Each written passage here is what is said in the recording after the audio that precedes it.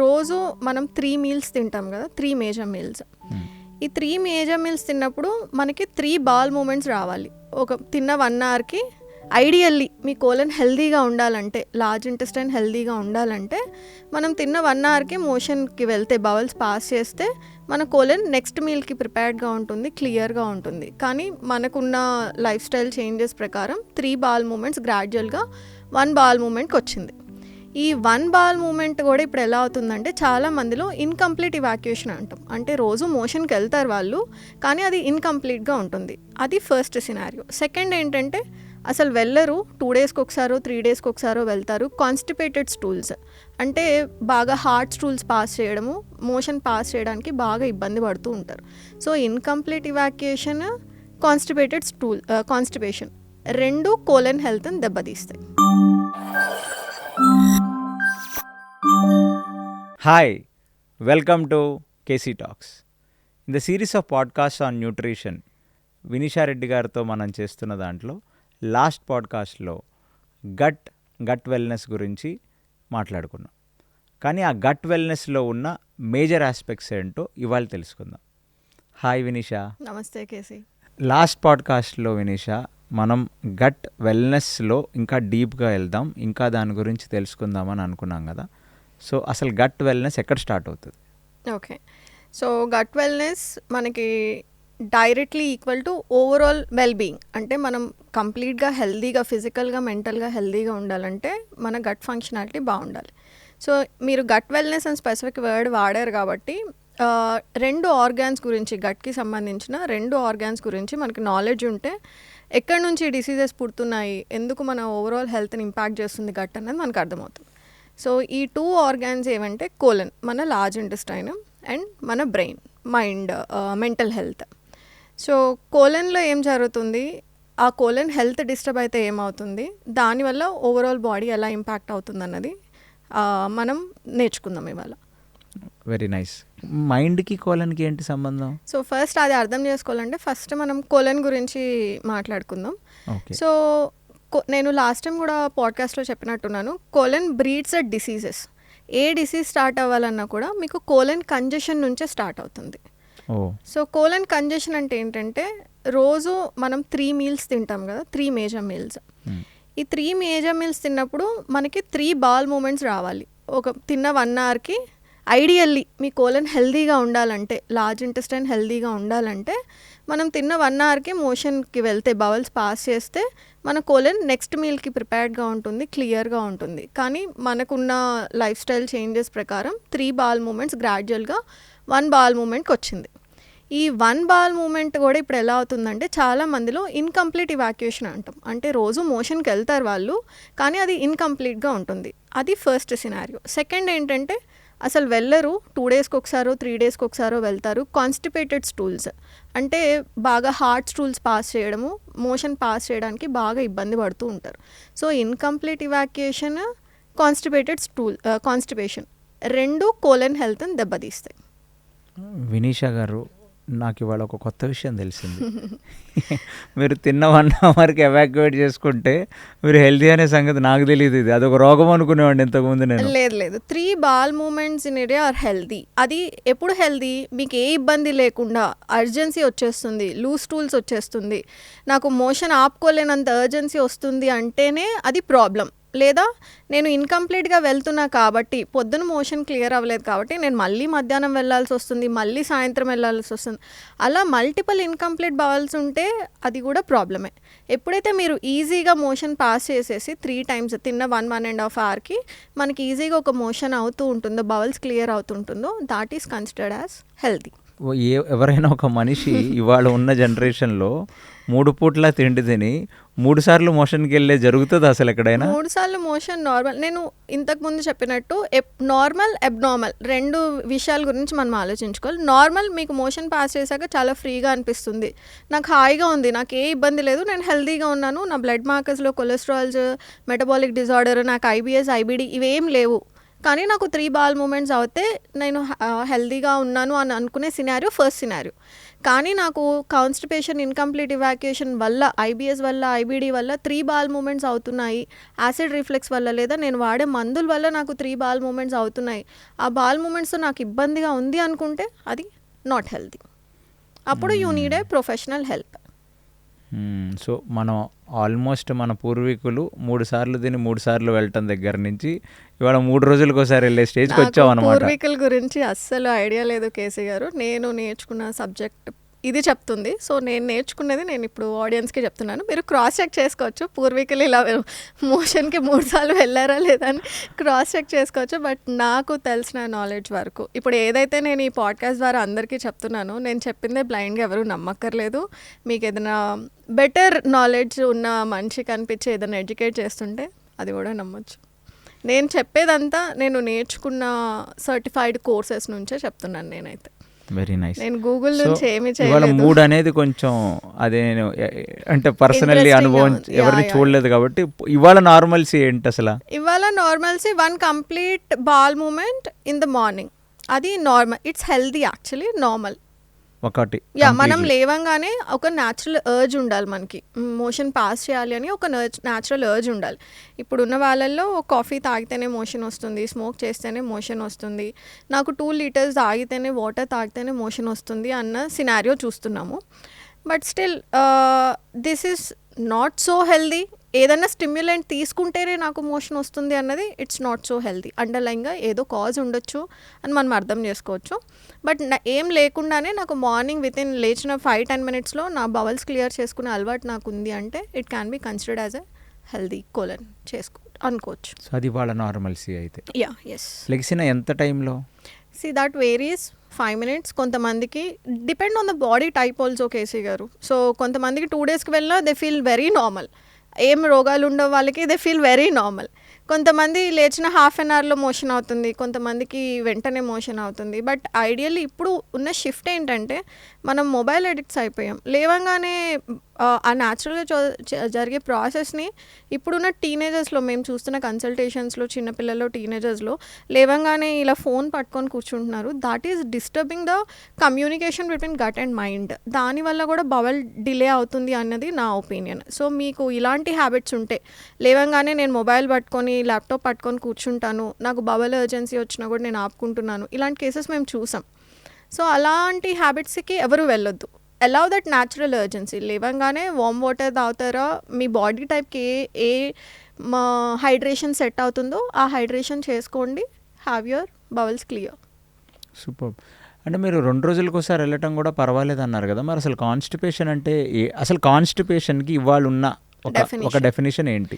2 రోజులకు ఒకసారి వెళ్ళడం నేను పర్వాలేదు అని చెప్పట్లేదు, ఇట్స్ స్టిల్ ఏ ప్రాబ్లం. మీకు ఒక ఏజ్ వచ్చేదాకా అది ప్రాబ్లంగా అనిపించదేమో, 15 ఇయర్స్ 14 ఇయర్స్ అంటే టీనేజ్ దాకా అది బాగానే ఉంటుంది. కానీ వన్స్ మనము మేల్ హార్మోన్స్, ఫీమేల్ హార్మోన్స్ ఎక్కువగా జనరేట్ అయ్యే ఏజ్ మనం స్టార్ట్ అయ్యామనుకోండి, అంటే మినార్కి మెన్స్ట్రల్ సైకిల్ స్టార్ట్ అయింది ఆడపిల్లల్లో, బాయ్స్ కూడా దే అటెండ్ దేర్ ఏజ్, అప్పుడు ఫీమేల్ హార్మోన్స్ ఎక్కువగా ప్రొడ్యూస్ అవుతాయి, ఈస్ట్రోజన్ ప్రొడ్యూస్ అవుతుంది, అబ్బాయిలో టెస్టోస్టెరాన్ ప్రొడ్యూస్ అవుతుంది. ఈ ఈస్ట్రోజన్ ఎలా అంటే బాడీకి కావాల్సిన నీడ్స్ కన్నా కొంచెం ఎక్కువగా ప్రొడ్యూస్ అవుతుంది. ఆ ప్రొడ్యూస్ అయిన excess amount of estrogen faecal matter ద్వారా బయటకు వస్తుంది. ఏ ఆడపిల్లల్లో అయితే కాన్స్టిపేషన్ ఉంటుందో, క్రానిక్గా చిన్నప్పటి నుంచి కాన్స్టిపేషన్ ఉంటుందో, వాళ్ళు ఒకసారి ఈ మెన్స్ట్రల్ ఏజ్ అటైన్ అయిన తర్వాత ఈస్ట్రోజన్ కనుక ప్రాపర్గా డిఫికేట్ అవ్వకపోతే, మోషన్ నుంచి బయటకు రాకపోతే, ఈ excess amount of estrogen liver uptake తీసుకుంటుంది. ఈ లివర్ తీసుకొని మళ్ళీ సర్క్యులేషన్లోకి, ఎంటెరోహెపాటిక్ సర్క్యులేషన్ అంటాం మనం దీన్ని, ఇది మళ్ళీ సర్క్యులేషన్లోకి పంపించేస్తుంది. ఇలా సర్క్యులేషన్లోకి మళ్ళీ వెళ్ళడం వల్ల ఈస్ట్రోజన్, ఆ కండిషన్ని మనం ఈస్ట్రోజన్ డామినెన్స్ అంటాం. Estrogen dominance is one of the leading cause for PCOS. అంటే వాళ్ళకి మెన్స్ట్రల్ బ్లీడింగ్ ఎక్కువైపోతూ ఉంటుంది, ఒబెసిటీ ఎక్కువ అవుతుంది.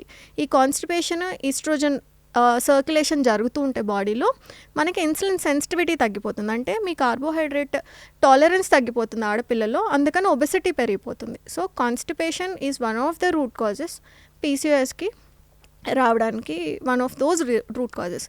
ఇలా కాన్స్టిపేషన్ ఉన్న వాళ్ళల్లో మనం వేరేవి చూసే, కాన్స్టిపేషన్ ఆర్ ఇన్కంప్లీట్ ఇవాక్యుయేషన్ ఉన్న వాళ్ళలో highly possibility of underlying auto immune condition ఉండడానికి ఛాన్సెస్ ఉంది. దాంట్లో హైపోథైరాయిడిజం ఒకటి. హైపోథైరాయిడిజం, హైపో అంటే స్లో డౌన్, మన థైరాయిడ్ గ్లాండ్ స్లో డౌన్ చేస్తుంది మన బాడీ మెటబాలిజంని. స్లో డౌన్ చేసినప్పుడు ఏమవుతుంది, మీకు గట్ మోటిలిటీ తగ్గిపోతుంది. ఈ గట్ మోటిలిటీ తగ్గిపోయినప్పుడు మీకు కాన్స్టిపేషన్ వస్తుంది. సో ఇలా కాన్స్టిపేషన్ ఉన్న వాళ్ళల్లో 3 ఫ్యాక్టర్స్ గురించి చెప్పొచ్చు. ఒకటి ఏంటంటే మీకు ఆటో ఇమ్యూన్ కండిషన్స్ వస్తాయి, skin allergies, acne, eczema, psoriasis, వీటన్నిటిలో ఒక రూట్ కాజ్ కాన్స్టిపేషన్ ఖచ్చితంగా ఉంటుంది. అట్లీస్ట్ నేను చూసిన కేసెస్ వరకైనా కూడా కాన్స్టిపేషన్ ఖచ్చితంగా ఉంటుంది. హైపోథైరాయిడిజం దాన్ని వర్సన్ చేస్తుంది. తర్వాత గట్ మైక్రోబియం డిస్టర్బెన్సెస్ దాన్ని వర్సన్ చేస్తాయి. మీరు తీసుకునే డైటరీ ఇంటేక్ కాన్స్టిపేషన్ని వర్సన్ చేస్తాయి, లేదా కాన్స్టిపేషన్కి వన్ ఆఫ్ ద కాజ్ కూడా మీ డైటరీ ఇంటేక్ అవ్వచ్చు.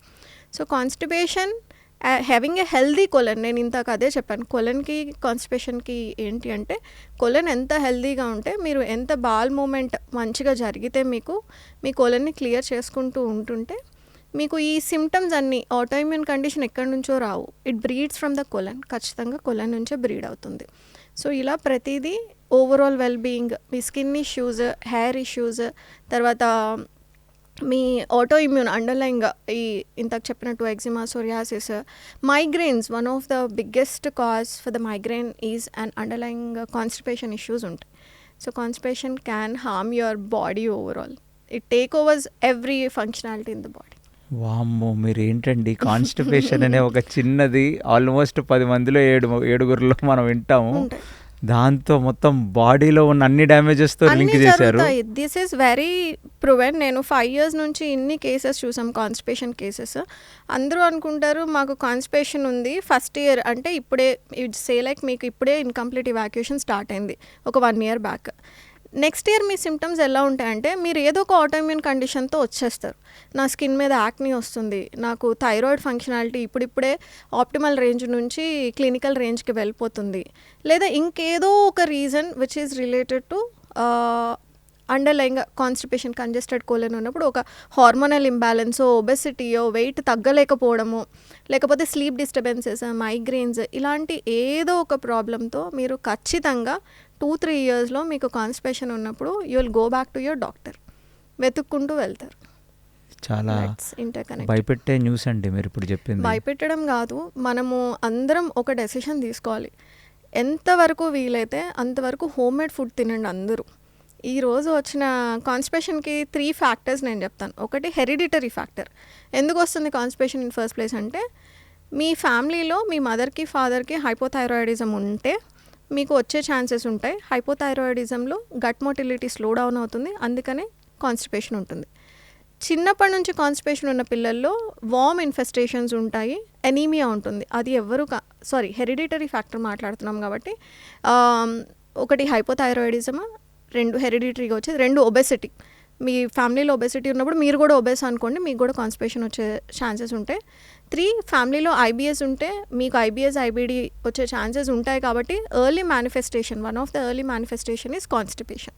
సో ఇలా హెరిడిటరీ ఫ్యాక్టర్స్ ఉంటే, సెకండ్ది ప్రైమరీ ఫ్యాక్టర్ అంటాం. అంటే ఏంటంటే మీరు తినే ఫుడ్ ఎలా ఉంది, processed, ultra processed, junk, noodles, సమోసాలు, బజ్జీ, పునుగులు లేస్తే ఇవే తింటాం మేము. న్యూట్రిషియస్ డైట్ లేనప్పుడు మీకు ఫస్ట్ ఇన్కంప్లీట్ ఇవాక్యుయేషన్ స్టార్ట్ అవుతుంది, బ్లోటింగ్ స్టార్ట్ అవుతుంది, బర్పింగ్ స్టార్ట్ అవుతుంది.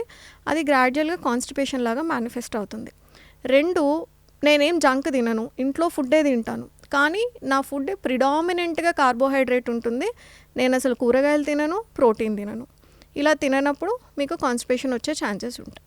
నెంబర్ 3, నేను వాటర్ 1 లీటరే తాగుతాను. ఇది నేను ఎన్ని కన్సల్టేషన్స్లో చూశాను. వాటర్ 1 లీటరే తాగుతాను, అలాంటి సిచ్యువేషన్లో కాన్స్టిపేషన్ వస్తుంది. నేను వాటర్ 3 లీటర్లు తాగుతాను, నాకు అయినా కాన్స్టిపేషన్ ఉంది అంటే మీరు చూసుకోవాలి ఫైబర్ ఇంటేక్ ఎలా ఉంది, వాటర్ ఇంటేక్ ఎలా ఉంది. అండ్ వాటర్ ఇంటేక్ వచ్చేసరికి ప్లెయిన్ వాటర్ తాగితే మనకి హైడ్రేట్ అవ్వదు బాడీ. మనము ఎలక్ట్రోలైట్ ఇన్ఫ్యూజ్డ్ వాటరే తాగాలి. అంటే 1 లీటర్ వాటర్లో మీరు నిమ్మకాయ, రాక్ సాల్ట్ లేదా పింక్ సాల్ట్ కలుపుకొని 1 లీటర్ తాగండి. ఇంకొక 1 లీటర్ ఏదైనా నాన్ కెఫినేటెడ్ బెవరేజెస్ అంటే పెప్పర్మెంట్ టీ లాగానో కెమమైల్ టీ ఇలా నాన్ కెఫినేటెడ్ ఉంటాయి కదా, అవి ఒక 1 లీటర్ మీరు డివైడ్ చేసుకొని మీల్ తర్వాత పెప్పర్మెంట్ టీ తాగితే గట్ మొటిలిటీ పెరుగుతుంది, మీకు కొంచెం ఎలక్ట్రోలైట్స్ వస్తాయి వాటి నుంచి కూడా. సో ఇలా infused electrolyte water plain water కన్నా తాగితే కాన్స్టిపేషన్ ఉన్న వాళ్ళకి చాలా మంచిగా హీల్ అవుతుంది. So that diet. And fourth thing ఏంటంటే సెడెంటరీ లైఫ్ స్టైల్. అసలు ఏమి వర్క్ చేయకుండా తింటాం కూర్చుంటాం. This sedentary life style also leads to the constipation. So first thing is hereditary impacts, second thing is primary factor me life style, sedentary life style, me dietary intake, fibre లేకపోవడము, electrolytes లేకపోవడం బాడీలో, that is the second thing. Third thing organ dysfunctionality. ఈ organ డిస్ఫంక్షనాలిటీలో ఏంటి అంటే కనుక మీకు gall bladder surgery జరిగింది, ఫ్యాటీ లివర్ ఉంది, ఒబెసిటీ తెచ్చుకున్నారు, ఫ్యామిలీ హిస్టరీలో లేకపోయినా మీరు లావుగా ఉన్నారు, సో తర్వాత థైరాయిడ్ ఇష్యూస్ ఫ్యామిలీలో లేకపోయినా మీకు థైరాయిడ్ ఇష్యూస్ వచ్చినాయి, anaemia is one of the biggest reason కాన్స్టిపేషన్లో ఉండడానికి, ఎనీమియా కూడా ఒక బిగ్గెస్ట్ ఆఫ్ ద రీజన్. లేదా ఫిఫ్త్ ఓవర్గా యాంగ్షియస్ అయినా, డిప్రెస్డ్ అయినా, మెంటల్ హెల్త్ బాగోకపోయినా యూ ఫీల్ మోర్ కాన్స్టిపేటెడ్. ఇక్కడ మీరు ఒక పాయింట్ చెప్పారు ఫ్యాటీ లివర్ అని, అది కూడా ఇవాళ చాలా మందిలో సర్వసాధారణం, చాలా common. One of the common thing which we see in my practice is fatty liver. IBS ఉన్న ఒక 70% కేసెస్లో, కాన్స్టిపేషన్ ఐబిఎస్లో ఉన్న కేసెస్లో మేము ఫ్యాటీ లివర్ చేస్తాం. So do you want understand fatty liver కాన్స్టిపేషన్కి ఎలా? లేదు అంటే మనం ఎన్నో మాట్లాడుకోవాలి, కానీ నాకు ఒకటి అర్థమైంది ఏంటంటే కాన్స్టిపేషన్ కూడా ఒక one of the major cause for PCOD PCOS ఇవాళ. Very good reason for PCOS and PCOD. ఇది అమ్మాయిల్లో అది చెప్పారు మీరు ఫస్ట్, అబ్బాయిల్లో ఏం చేస్తుంది? యాక్నీ వస్తుంది. You see lot of acne in men constipation ఉన్న వాళ్ళల్లో, అండ్ ఇన్సులిన్ సెన్సిటివిటీ తగ్గుతుంది. సో మీరు పాట్ బెల్లీస్ చూస్తారు కదా మగవాళ్ళల్లో, one of those reasons. And one point నేను మర్చిపోయాను, ఆల్కహాల్ అండ్ స్మోక్ మంచిగా కాన్స్టిపేషన్ని తీసుకురావడానికి వన్ ఆఫ్ దోస్ రీజన్స్. కానీ కొంతమందికి ఆల్కహాల్ స్మోక్ తీసుకుంటే they have a better bowel movement, కాకపోతే అండర్లైన్ ఏం చేస్తుంది, మీ గట్ మైక్రోబియంని, స్టమక్ యాసిడ్ని డిస్టర్బ్ చేస్తుంది, మీరు లైఫ్ లాంగ్ డిపెండెంట్ ఉండిపోతారు అలా. ఆల్కహాల్ తాగితేనో స్మోక్ చేసా, నాట్ ఆల్కహాల్ బట్ స్మోక్ ప్రిడామినెంట్గా స్మోక్ చేస్తేనే బాల్ మూమెంట్ వస్తుందన్న స్టేజ్కి వెళ్ళిపోతారు. అవును, నేను చాలా మందిని చూశాను సిగరెట్ తీసుకొని లోపలికి వెళ్తారు, they smoke and have tea together, అప్పుడే వాళ్ళకి మోషన్ అవుతుంది మార్నింగ్. దిస్ మీన్స్ దట్ మీ గట్లో ఇట్స్ న్యాచురల్గా జరిగే ప్రాసెస్ని మీరు స్టిమ్యులెంట్ ప్రాసెస్ కింద మార్చారు. సో ఒక్క గట్ వెల్నెస్లో ఫస్ట్ టాపిక్ ఒక కాన్స్టిపేషన్ అనేది మన బాడీలో స్టార్ట్ అయితే ఆఫ్టర్ 2-3 years అది ఒక మేజర్ ఇల్నెస్కి దారితీస్తుంది అనేది it's a very good information. ఇక్కడ కాన్స్టిపేషన్ ఇంకో ప్రాబ్లం ఏం చేస్తుంది అంటే, చాలా మందికి కాన్స్టిపేషన్ తర్వాత డయేరియా మొదలవుతుంది, లూజ్ స్టూల్స్ వస్తాయి వాళ్ళకి. ఒక 3 years కాన్స్టిపేషన్ వస్తుంది, 4th year నుంచి లూజ్ స్టూల్స్ కనిపిస్తుంది. దీన్ని మనం బ్యాకప్ కాన్స్టిపేషన్ అంటాం. చాలామందికి ఈ పాయింట్ తెలియదు. So I want to say, నా కన్సల్టేషన్స్లో కామన్గా వినే కంప్లైంట్ ఏంటి అంటే, మేడం మాకు 3 years దాకా కాన్స్టిపేషన్ ఉంది, ఇప్పుడు నాకు డయేరియా వస్తుంది అంటే, ఇది డయేరియా కాదు, దీన్ని బ్యాకప్ స్టూల్స్ అంటాం. అంటే ఏంటంటే మీ కోలన్ మొత్తం ఫీకల్ మ్యాటర్తో నిండిపోయినప్పుడు ఫ్రెష్గా ఫామ్ అయిన స్టూల్స్ వాటర్ రీఅబ్జార్ప్షన్ చేసుకునే కెపాసిటీ లేక, ఆ స్పేస్ లేక ఓవర్ఫ్లో అయిపోయి అది లిక్విడ్ లాగా బయటకు వస్తుంది, దాన్ని మీరు డయేరియా అనుకుంటున్నారు. కానీ బ్యాక్ ఎండ్లో మీకు కాన్స్టిపేషనే జరుగుతుంది. అలాంటి కేసెస్లో కోలన్ క్లెన్జింగ్ చాలా బాగా ఉపయోగపడుతుంది, కోలన్ హైడ్రోథెరపీస్ చాలా బాగా ఉపయోగపడతాయి. హోమ్ ఎనిమాస్ వాళ్ళంతటి వాళ్ళు ఎనిమా చేసుకున్నా కూడా, enema takes long time result చూపించడానికి. అలాంటి కేసెస్లో కూడా మనకి చూస్తాం. సో వినిషా గారు, కాన్స్టిపేషన్ వల్ల జరిగే అనర్థాలన్నీ తెలుసుకున్నాం.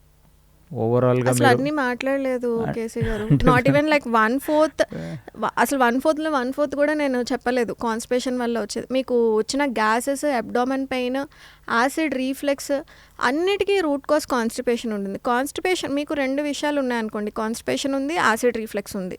మీరు యాసిడ్ రీఫ్లెక్స్ని ఎప్పటికీ ట్రీట్ చేయొద్దు, మీరు ఫస్ట్ కాన్స్టిపేషన్ని ట్రీట్ చేసుకోండి.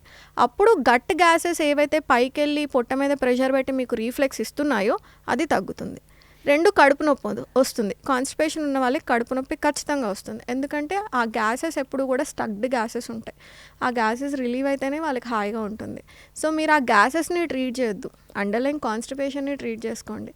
ఒకటి కాదు, ఐ కెన్ ఎంటైర్లీ కోరిలేట్. మీ బాడీలో మైగ్రేన్స్ చెప్పండి, ఆటోఇమ్యూన్ డిజార్డర్స్ చెప్పండి, మీ చిన్నప్పటి నుంచి మీకు కాన్స్టిపేషన్ ఉంది అంటే by the term you turn 30 మీరు మిగతా ఇల్నెసెస్తో పాటు సఫర్ అవుతూనే ఉంటారు, one thing or other. Vinisha, మీరు చెప్పిన తర్వాత నా కాన్స్టిపేషన్ అంటే అదొక పెద్ద పెను భూతంలా కనబడుతుంది.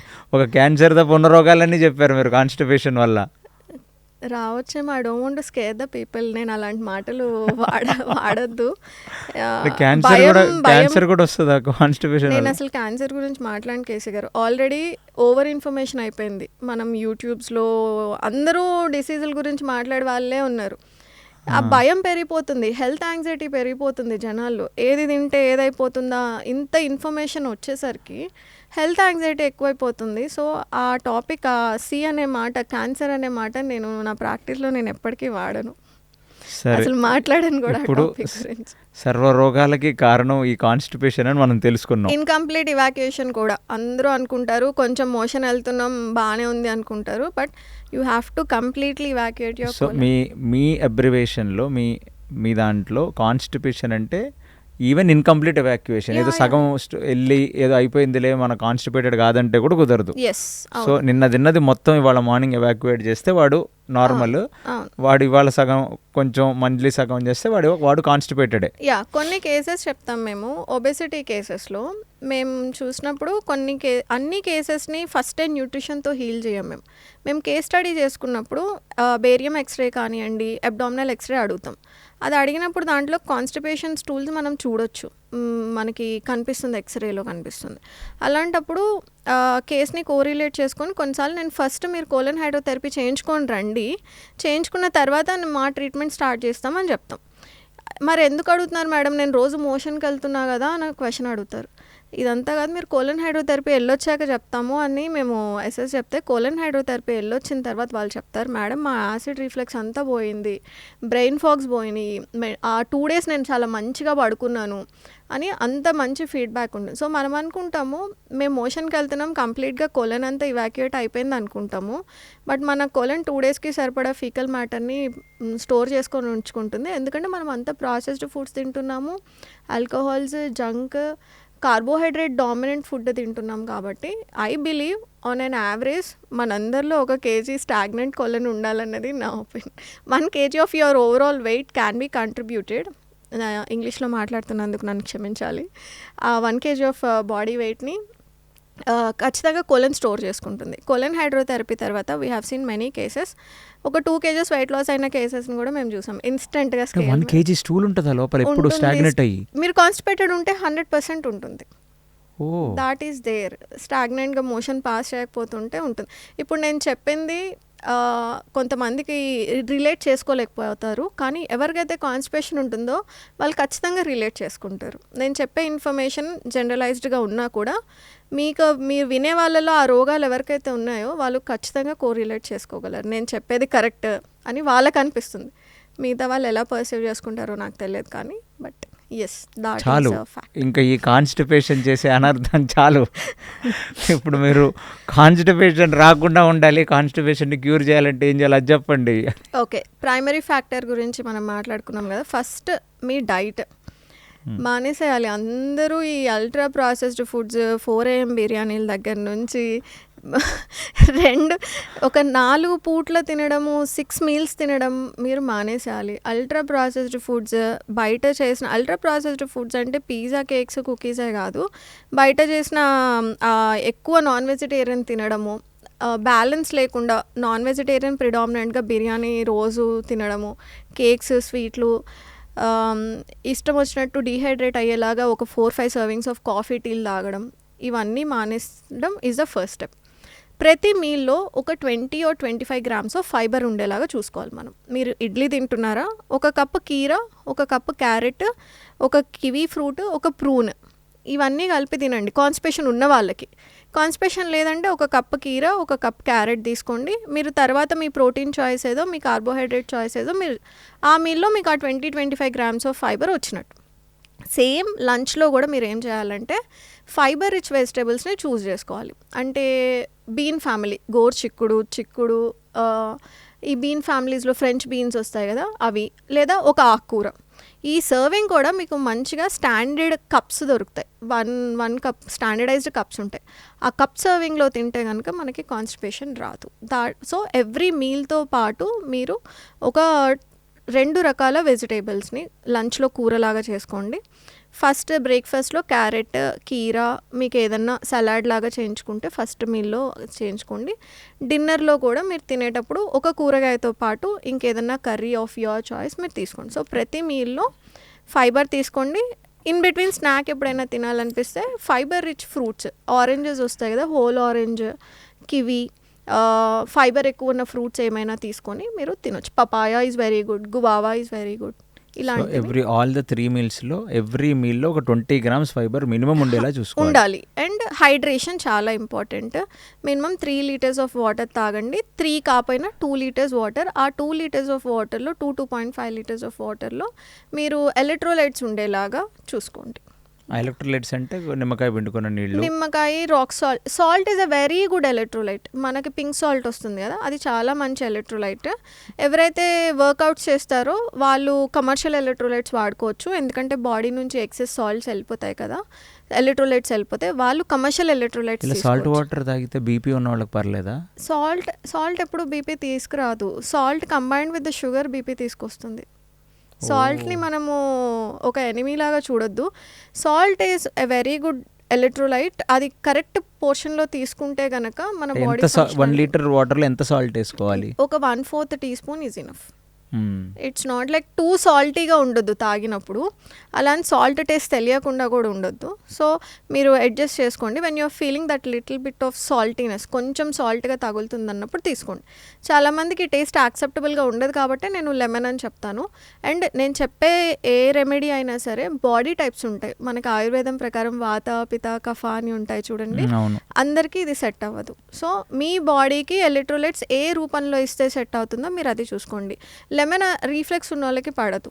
సో ఇది కామన్గా నేను అందుకే మాకు ఒక రెమెడీ చెప్పండి అంటే నేను ఎప్పటికీ చెప్పలేను. ఎందుకంటే మీ బాడీ టైప్ ఏంటి, మీకున్న అండర్లయింగ్ ఇష్యూస్ ఏంటో తెలిస్తేనే నేను ఒక రెమెడీయో ఏదో ఒకటి సజెస్ట్ చేయగలను. మల్టిపుల్ ఇష్యూస్ ఉన్నప్పుడు ఒక్క రెమెడీతో ఏది సెట్ అవ్వదు, ఏది హీల్ అవ్వదు. సో మీరు కాన్స్టిపేషన్తో మీ దగ్గరకు వచ్చే రకరకాల పేషెంట్స్కి మీరు రకరకాల అడ్వైజెస్ ఇస్తారు తప్ప చాలా డిఫరెంట్గా ఉంటాయి. అసలు కాపీ పేస్ట్ ప్రోటోకాల్స్ అంటూ ఉండవు. కానీ ఆన్ అన్ యావరేజ్ ఈ చిన్న చిన్న మోడిఫికేషన్స్ చేసుకుంటే బేసిక్ ప్రోటీన్, ఫైబర్ యాడ్ చేసుకోవడము, ఒక 2.5 liters వాటర్ తాగడము, ఎక్సెస్ కెఫెన్ తీసుకున్నా కూడా బాడీ డీహైడ్రేట్ అయిపోతుంది. సో అలా మీకు ఏమైనా మైగ్రేన్స్ వస్తున్నాయా, మైగ్రేన్ వచ్చిన వాళ్ళు అసలు కాఫీ తాగమాకండి. దీని గురించి ఇంకొక పాడ్కాస్టే చేసుకోవచ్చు మనం మైగ్రేన్ గురించి. సో ఇలాగా మీ బాడీకి ఏది సెట్ అవుతుందో, న్యూట్రిషన్ ఈజ్ ఆల్వేస్ సబ్జెక్టివ్. నేను ఫస్ట్ ఎప్పుడు మాట్లాడినా ఇదే చెప్తాను. న్యూట్రిషన్లో జనరలైజ్డ్ రూల్స్ ఏం లేవు, ఇట్స్ సబ్జెక్టివ్. కొంతమంది IBS-C ఉన్న వాళ్ళలో ఫైబర్ టాలరేట్ చేయలేరు. వాళ్ళు కొంచెం ఫైబర్ తిన్నా వాళ్ళకి బ్లోటింగ్ విపరీతంగా వచ్చేస్తుంది. ఈ కండిషన్ ఏమంటామంటే స్మాల్ ఇంటెస్టైనల్ బ్యాక్టీరియల్ ఓవర్గ్రోత్ అంటాం. సో ఇప్పుడు నా పాడ్కాస్ట్ చూసి IBS ఉన్న, కాన్స్టిపేషన్ ఉన్న క్లయింట్ వెళ్ళి ఒక 2 కప్పులు ఫైబర్ తినండి అని చెప్పానంటే they gut will get bloated to an extent way they go to an emergency. అంత బ్లోటింగ్నెస్ వచ్చేస్తుంది వాళ్ళకి. So nutrition is subjective. నేను ఏ అడ్వైస్ చెప్పినా కూడా అది జనరలైజ్డ్ అడ్వైస్. మీకు సెట్ అయితేనే మీరు అది ఫాలో అవ్వండి. ఓవరాల్గా ఒక 20 grams fibre, 3 liters of water, coffee, tea, alcohol, smoking avoid చేయడం. సీబో ఉన్న వాళ్ళు మాత్రము స్లోగా ఫస్ట్ బ్యాక్టీరియల్ ఓవర్గ్రోత్ తగ్గితేనే మీ ఫైబర్ టాలరెన్స్. ఎలా తెలుస్తుంది ఆ సీబో వాళ్ళకు ఉందో లేదో? మేము డయాగ్నోస్ చేస్తాం. ఫస్ట్ సిమ్టమ్ ఏంటంటే ఫైబర్ టాలరేట్ చేయరు వాళ్ళు. వాళ్ళకి నాన్ వెజిటేరియన్ మంచిగా సెట్ అవుతుంది, వాళ్ళకి బ్లోటింగ్ రాదు. ఎగ్స్ తిన్నా, చికెన్ తిన్నా వాళ్ళకి బ్లోటింగ్ రాదు. The moment they eat vegetables వాళ్ళకి బ్లోటింగ్ బాగా వచ్చేస్తుంది. సో ఈ ఒకటేనా జనరల్ రూల్స్ కాన్స్టిపేషన్ నుంచి? ఇంకేమన్నా తెలుసుకోవాలా కాన్స్టిపేషన్ గురించి? అంటే చిన్నప్పటి నుంచి వచ్చిన కాన్స్టిపేషన్ కేసెస్లో మీరు మాకేమన్నా టెస్ట్లు ఉన్నాయా టు ఐడెంటిఫై మాలో ఏదన్నా డిజార్డర్ ఉంది అంటే, మీకు కాన్స్టిపేషన్ రిజాల్వ్ అవ్వట్లేదు అంటే థైరాయిడ్ చెక్ చేయించుకోండి. థైరాయిడ్లో కూడా free T3, free T4 check చేయించుకోవాలి. మోర్ దాన్ T3, T4 కన్నా. మీ ఫ్యామిలీ హిస్టరీలో థైరాయిడ్ ఉంది అంటే కనుక మీ మదర్కి హైపోథైరాయిడిజం ఉంది, మీకు ఇప్పుడు కాన్స్టిపేషన్ ఇష్యూస్ వస్తున్నాయి, TSH ఎలివేట్ అవ్వలేదు, T3, T4 నార్మల్గానే ఉన్నా కూడా మీరు ఆటో ఇమ్యూన్ థైరాయిడ్ డిజార్డర్కి చెక్ చేసుకోవాలి. హషిమోటో అని ఒక కండిషన్ ఉంటుంది. ఇది మీ థైరాయిడ్ ఫంక్షనాలిటీ నార్మల్గానే ఉన్న అండర్లైన్గా మీకు ఒక ఆటో ఇమ్యూన్ కండిషన్ ఉంటుంది which is called as Hashimoto. దీనికి థైరాయిడ్ యాంటీబాడీస్ టెస్ట్ అని ఒకటి ఉంటుంది, అది చేయించుకోండి. That is the first thing to rule out. Second thing ఏంటంటే మీకు రీఫ్లెక్స్, యాసిడ్ రీఫ్లెక్స్ బాగా ఉన్నా కూడా కాన్స్టిపేషన్ రావడానికి ఛాన్సెస్ ఉంటాయి. యాంటాసిడ్స్ ఎక్కువ వాడుతున్నా, యాంటీబయాటిక్స్ ఎక్కువ వాడుతున్నా కాన్స్టిపేషన్ రావడానికి ఛాన్సెస్ ఉంటాయి. థర్డ్, ఎనీమియా ఉందా లేదా అని టెస్ట్ చేసుకోండి. ఎనీమియా టెస్ట్ చేసుకునేటప్పుడు అందరూ చేసే మిస్టేక్ ఏంటంటే సీరం ఐరన్ ఒక్కటే చూసుకుంటారు. This bothers me a lot. అది కాదు ఎనీమియాకి టెస్ట్. మీరు ferritin iron profile, complete iron profile అని అడగాలి. దీంట్లో 4 టెస్టులు చేస్తారు. సీరం ఐరన్ బ్లడ్ లెవెల్లో ఎంతవరకు ఐరన్ ఉందో మాత్రమే చెప్పేది. ఫెరిటిన్ మనకి టిష్యూ లోపల ఎంత ఐరన్ ఉందో చెప్పేది. సో ఫెరిటిన్ డెఫిషియన్సీ ఉన్నా కూడా లో స్టమక్ యాసిడ్ ఉంటుంది. లో స్టమక్ యాసిడ్ ఉంటే కాన్స్టిపేషన్ ఉంటుంది. ఈ 3 కలిపి మీ గట్ మైక్రోబియంలో ఇన్ఫెక్షన్స్ని తేయడానికి ఒక ఛాన్స్ ఉంటుంది. అండ్ వామ్ ఇన్ఫెస్టేషన్స్, మేము చూసే చాలా కేసెస్లో వాళ్ళకి వామ్ ఇన్ఫెస్టేషన్స్, వాళ్ళ స్టూల్స్లో కూడా వామ్స్ కనిపిస్తాయి వాళ్ళకి. ఈవెన్ ఈ ఏజ్లో కూడా 30, 25, 18, 17 అండర్ వెయిట్ ఉంటారు వాళ్ళు. న్యూట్రియంట్ అబ్జార్ప్షన్ అస్సలు జరగదు వాళ్ళకి. సో వామ్ ఇన్ఫెస్టేషన్ని మేము ఈ కేసెస్ అన్నీ కూడా తీసుకొని we help them to understand. So కాన్స్టిపేషన్కి ఒక్కటే రీజన్ లేదు. ఫస్ట్ మనం ప్రైమరీ ఫ్యాక్టర్స్, మన లైఫ్ స్టైల్ని కరెక్ట్ చేసుకున్నా కూడా నేను అన్నీ చేస్తున్నాను బట్ స్టిల్ ఐఎమ్ కాన్స్టిపేటెడ్ అన్నప్పుడు మీరు రూట్ కాజ్ అనాలిసిస్కి రావచ్చు. లేదా ఫస్ట్ అప్పుడు మనం టెస్ట్ చేసుకొని ఇది పాసిబిలిటీ అయ్యి ఉండొచ్చు. చాలా డెఫిషియన్సీస్ ఉన్నాయి కేసీ గారు.